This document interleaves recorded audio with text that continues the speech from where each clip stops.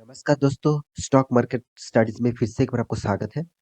तो आज मैं बात करने वाला हूँ दिग्गज एक रियलिटी कंपनी के बारे में। तो रियलिस्टिक बिजनेस करने वाला दिग्गज कंपनी डीएलएफ।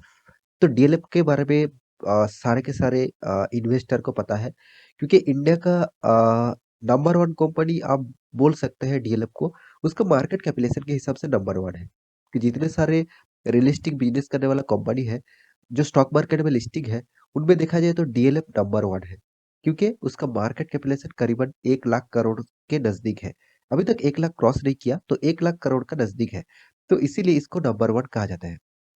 तो इसी कंपनी के बारे में बात करूंगा आज, क्योंकि कंपनी का क्वार्टर 3 का रिजल्ट यहाँ पे पब्लिश हो चुके हैं।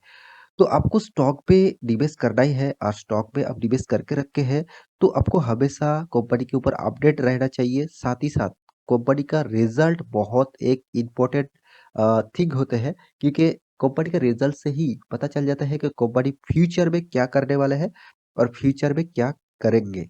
क्योंकि देखिए, कंपनी का अगर हर साल में हर क्वार्टर में प्रॉफिट नहीं लॉस हो रहा है, मतलब आपको एक सिग्नल मिल रहा है कि आप उस स्टॉक से निकल जाइए। क्योंकि हर टाइम में लॉस करने वाला कंपनी कभी भी फ्यूचर ओरिएंटेड स्टॉक नहीं हो सकते। क्योंकि अब आप खुद ही देख लीजिए, आप कोई भी एक बिजनेस कर रहे हैं, तो उस बिजनेस में हर क्वार्टर में हर साल में लॉस हो रहा है, तो कितना दिन अब उसको टिका पाएंगे? एक ना एक दिन तो बंद ही हो जाएगा। तो सेफ्टी सेम, आपको स्टॉक मार्केट में कोई भी स्टॉक में निवेश करके रखना है, तो आपको उसके ऊपर जानकारी भी लेना होगा।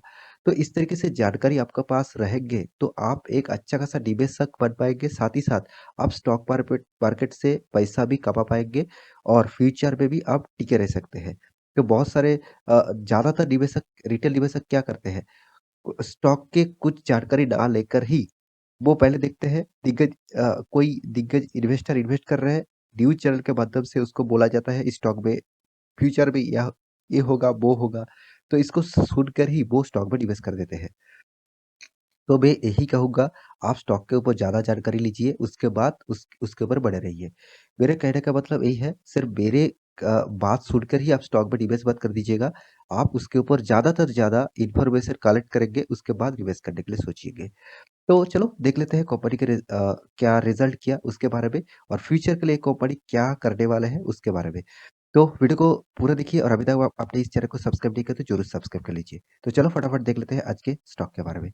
तो सबसे पहले जो चीज आपको दिखाना चाहता हूँ वो है कंपनी। देखिए, रियलिटी सेक्टर से बिलोंग करते हैं, मतलब जितने सारे कंस्ट्रक्शन बिजनेस में काम करते हैं, जितने सारे इंडस्ट्रीज कंस्ट्रक्शन इंडस्ट्रीज में काम करते हैं, तो डीएलएफ से बिलोंग करने वाले कंपनी, तो सॉरी, कंस्ट्रक्शन में बिलोंग करने वाले नंबर वन कंपनी है डीएलएफ। तो क्योंकि इसका मार्केट कैपिटलाइजेशन देख लीजिए 96,700 करोड़। उसके बाद देखिए गोदरेज प्रॉपर्टीज, जो मेरा फेवरेट स्टॉक है, मतलब रियलिटी सेक्टर में फेवरेट स्टॉक बोलूंगा ऑब्वियसली गोदरेज प्रॉपर्टीज को। तो अभी और एक नया कंपनी आया है लोधा, आप सभी जानते हैं लोधा के बारे में, माइक्रोटेक डेवलपर। उसके ऊपर मैं वीडियो अलग से बना चुका हूँ, वो भी वीडियो आप देख सकते हैं। बहुत बहुत शानदार रिजल्ट किया कंपनी का, क्वार्टर 3 में तो शानदार रिजल्ट हुआ है। ओबेरॉय रियलिटी का भी रिजल्ट आ चुके हैं। तो देखिए, ये सारे के सारे कंपनी का मार्केट कैपिटलाइजेशन उतना ज्यादा नहीं है, इसका देखा जाए डबल से भी ज्यादा है। हर कोई कंपनी को देखेंगे तो उससे डबल इसका मार्केट कैपिटलाइजेशन है। फिर भी देखिए, क्या इस कंपनी के ऊपर निवेश करना चाहिए, उसके ऊपर ही बात करूंगा। तो उससे पहले कंपनी का रिजल्ट एक बार देख लेते हैं, कंपनी ने इस क्वार्टर में किस तरीके से रिजल्ट किया।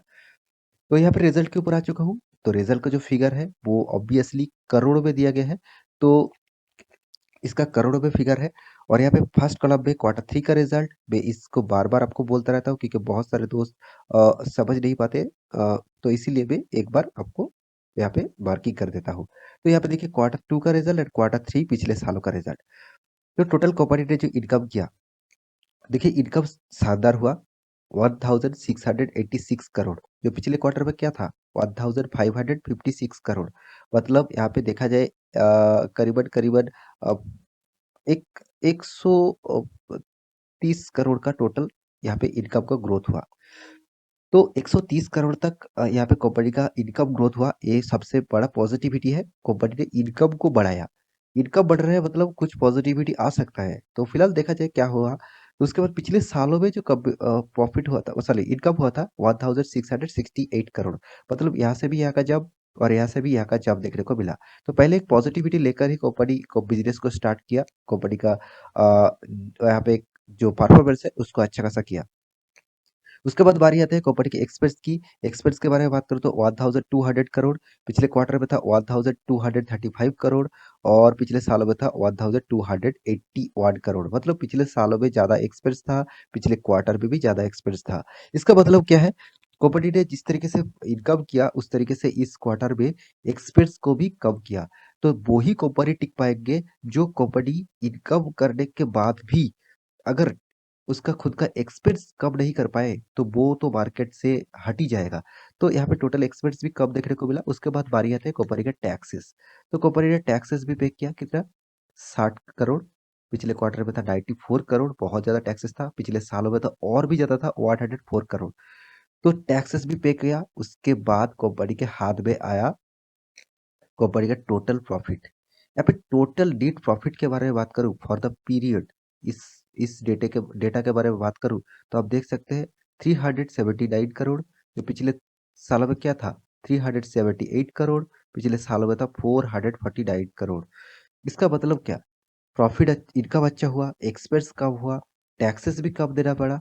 उसके बाद कंपनी के क्यों इतना प्रॉफिट मार्जिन कम हो गया, उसके जो कारण है यहाँ पे कंपनी का देखिए, यहाँ पे एक्सपर्सनल जो आइटम्स है उसमें कंपनी में थोड़ा सा नेगेटिविटी था, तो इसीलिए कंपनी का इनकम भी यहाँ पे कम हो चुके हैं। तो फिलहाल देखा जाए कंपनी पिछले सालों की कंपैरिजन में यहाँ पे कंपनी ने प्रॉफिट कम किया। कंपनी लॉस नहीं किया, ऑब्वियसली प्रॉफिट किया, पॉजिटिव में है।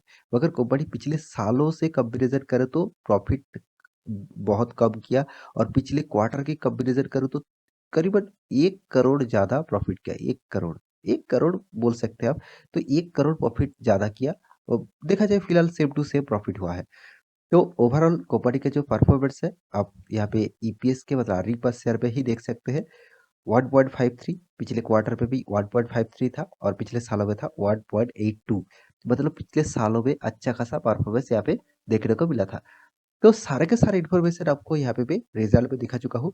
अब कंपनी के बारे में कुछ डिटेल्स आपको दिखा दूं तो आपको कंपनी के साल भर की परफॉर्मेंस देखना पड़ेगा। तो कंपनी ने साल भर की जो प्रॉफिट रेशियो है वो देखिए कोई खराब नहीं है। अच्छा खासा कंपनी हर साल में प्रॉफिट कर रहा है।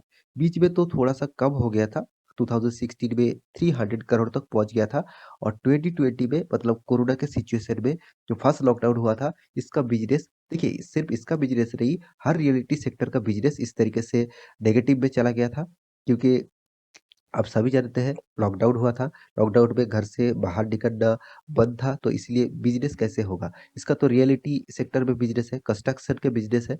तो अगर कोई बाहर नहीं मतलब बाहर नहीं निकलेंगे तो इसका बिजनेस कैसे चलेगा। तो इसीलिए कंपनी ने लॉस किया था, उसके बाद फिर से रिकवरी किया 1900 करोड़, सॉरी 1094 करोड़, और लास्ट अभी फिलहाल के जो सिनेरियो है 1600 करोड़। तो ओवरऑल बात करूं कंपनी का परफॉर्मेंस अप्स एंड डाउन लेकर ही चल रहा है। तो कंपनी का जो सिनेरियो है, मैं एक चीज आपको क्लियर करना चाहता हूँ, कंपनी का सिनेरियो उतना मुझे खास भी नहीं लगा। हाँ, आपको खास लगेगा क्योंकि कंपनी जो रिटर्न दिया, कंपनी 5 साल में आपको 22% का रिटर्न दिया, 3 साल में आपको 33% का रिटर्न दिया, एक साल में तो जबरदस्त रिटर्न 53% तक।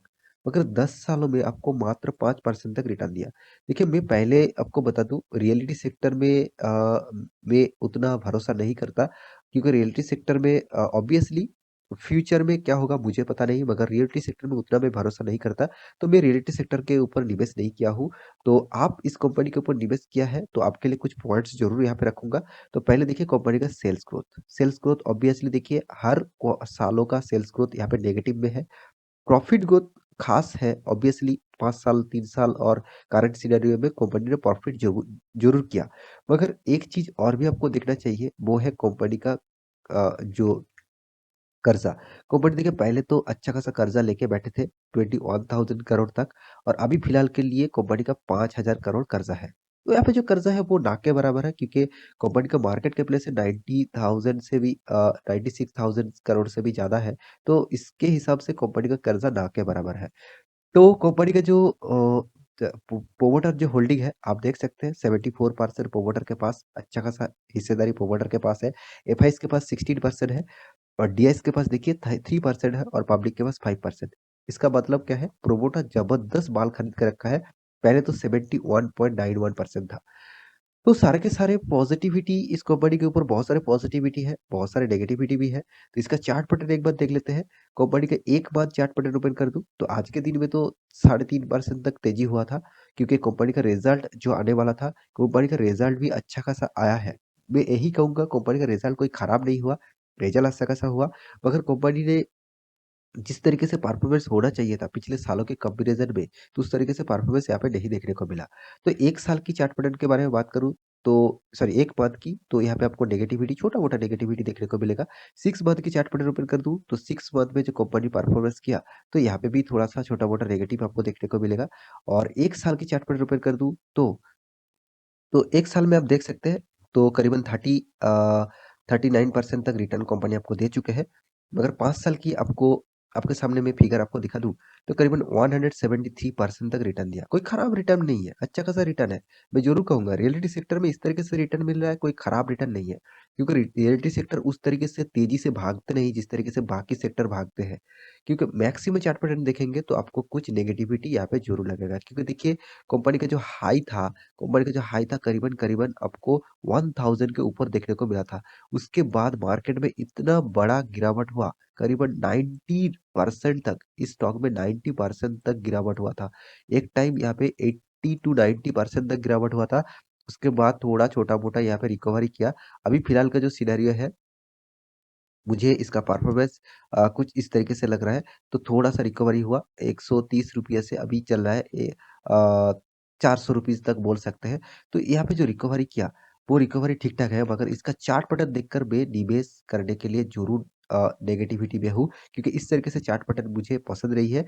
इसका मतलब है कंपनी परफॉर्मेंस तो कर रहा है, प्रॉफ़िट तो कर रहा है, मगर उस तरीके से प्रॉफ़िट नहीं हो रहा है, जिस तरीके से कंपनी को प्रॉफ़िट होना चाहिए था और जिस तरीके से बिज़नेस करना चाहिए था। तो मेरे हिसाब से इस कंपनी के ऊपर मैं नया निवेशक के लिए यही कहूँगा, आप इस कंपनी से दूरी रहे तो अच्छा है। और जितने सारे दोस्त अभी निवेश करके रखे हैं, उसके लिए थोड़ा-सा मैं यही कहूँगा, आपको कभी भी मौका मिले तो इस कंपनी से निकल जाइए और अच्छा खासा रियलिटी सेक्टर में आपको निवेश करना ही है, तो आप लोधा ग्रुप के कंपनी को देख सकते हैं। साथ ही साथ आप गोदरेज प्रॉपर्टीज़ के ऊपर भी जा सकते हैं, क्योंकि बहुत ज़बरदस्त कंपनी है। इस दोनों कंपनी के ऊपर आप स्टडी कर सकते हैं। मैं ये नहीं कहूँगा उस दोनों कंपनी के ऊपर निवेश कर दीजिएगा, उसके ऊपर स्टडी करिए, उसके बाद अच्छा लगे तो निवेश करना। तो आशा करता हूँ सारी जानकारी आपको मिल चुका है। तो मेरा वीडियो अच्छा लगे तो लाइक करना, दोस्तों के साथ शेयर करना और इस चैनल को सब्सक्राइब भी करना। मिलते हैं नया स्टॉक लेके, तब तक के लिए अच्छे से रहिए, अपना ख्याल रखिए। Bye bye.